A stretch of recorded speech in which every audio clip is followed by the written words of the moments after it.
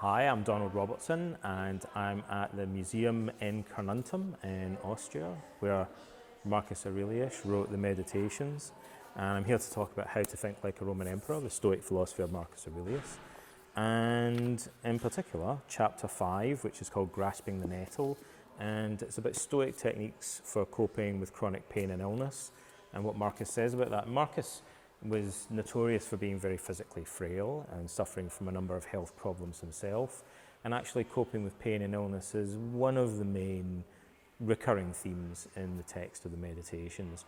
So I wanted to get right down to some of the practical techniques that I think people might find helpful from the text that are partly drawn from CBT and partly drawn from Stoicism.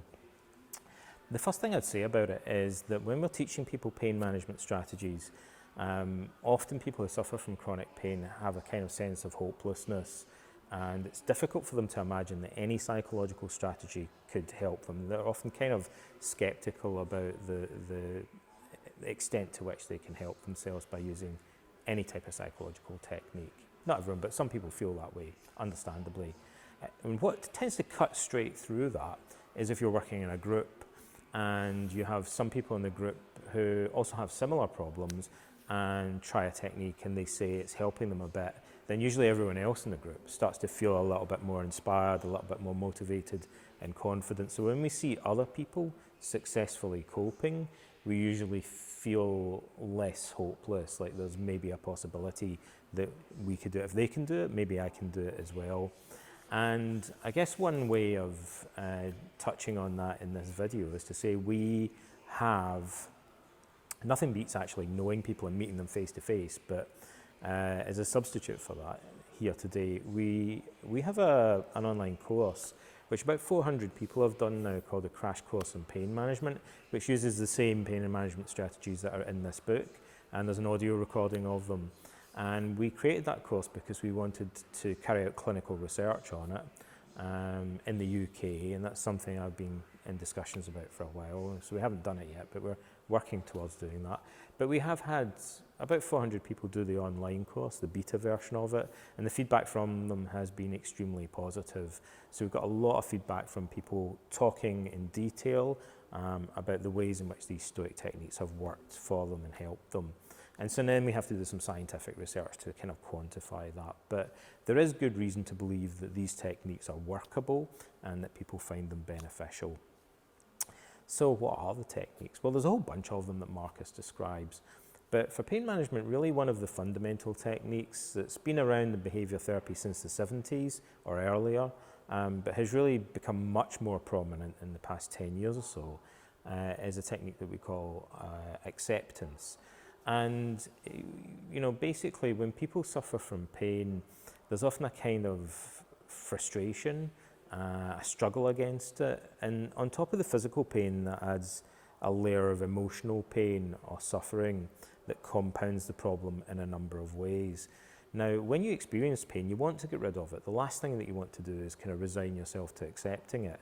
But paradoxically, accepting pain often can lead to it being alleviated. First of all, by removing this additional level of emotional suffering. You know, why add that on top of everything that you've already got? But then secondly, also when we become more accepting of pain, for a number of reasons, the pain itself can start to become less prominent. So let me explain a couple of ways in which that works, that people tend to find this explanation helpful. When people are frightened or angry or frustrated, they often find that their scope of attention narrows down like a laser beam, and they automatically focus a lot more, like they're putting the perceived threat under a magnifying glass. Now, when you put it like that, that's not something that you'd want to do with pain. You don't want to put your pain under a magnifying glass, but that's likely to happen if you become angry or frustrated or anxious about it. So learning to accept pain allows us to relax and allows our attention to become more free-flowing and more expansive, so that we're taking in other experiences at the same time, not just focusing laser beam-like on the pain, and that will tend to dilute the sensation of pain. It becomes just one sensation alongside a bunch of others, so it doesn't dominate our awareness in the same way. So acceptance can reduce the sensation of pain or dilute it, if you like, or make it less dominating in that way. Also, when people become very focused on a part of their body, they often involuntarily tense their muscles. So say, for example, someone has chronic back pain. If they're very preoccupied with it and thinking about it all the time, that may cause them to actually tense up more, and the increased physical tension may worsen the pain that they're experiencing, whereas relaxation might help to alleviate certain types of pain. So by learning to accept a feeling, we often allow our attention to wander and to move more freely, and that helps to break out of this cycle of anxiety or frustration, leading to increased physical tension, which leads to increased pain, which increases the anxiety or anger or frustration, again in a sort of vicious cycle. So when we're breaking out of that fear, tension, pain cycle, is to learn to be more accepting of the pain and cultivate more of an attitude of philosophical detachment or indifference towards it. One of the other things that Marcus talks about, in addition to this Stoic emphasis on acceptance, is a focus on coping.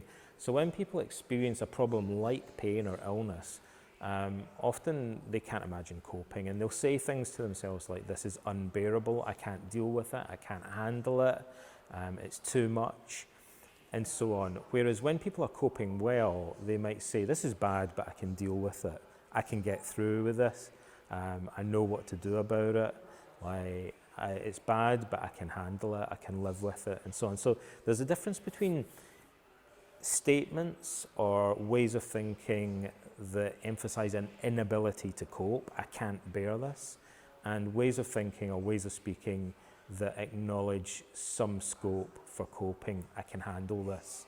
And when people focus on their ability to cope, they usually feel less emotionally overwhelmed and the pain becomes less distressing to them. So Marcus talks about that. He talks about, not allowing himself to say that something is unbearable or overwhelming, not allowing himself to feel overwhelmed or impotent in that kind of way. And he also has a couple of strategies that help him to do that. One is that he doesn't allow himself to think of pain as being all-consuming.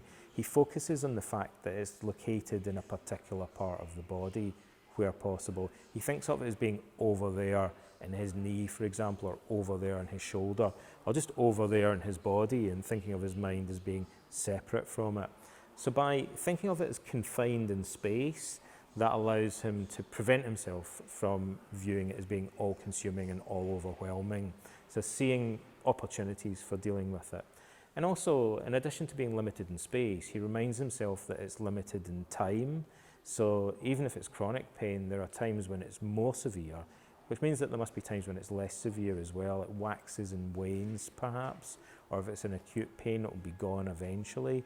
And so by focusing on the fluctuations in it, or the fact that it's transient or temporary, that allows him to see a glimmer of light, as it were, and focus his attention more on opportunities for coping, rather than dismissing himself as being completely overwhelmed and having zero opportunity for coping with it, not seeing any light at the end of the tunnel. So focusing on it as being limited in time or as fluctuating can help give us at least a little bit of a crack to open up a greater sense of coping.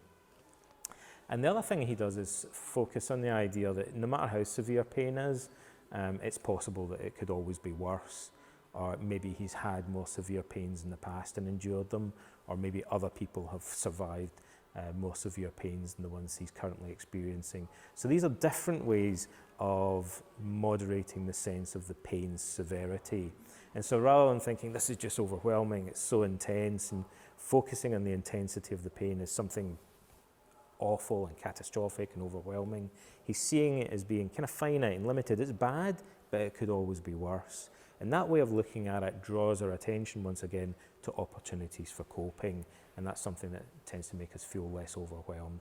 So those are some of the strategies. There are lots more. If you have a look at chapter 5 in the book, you'll see a lot more discussion of those in the chapter called Grasping the Nettle.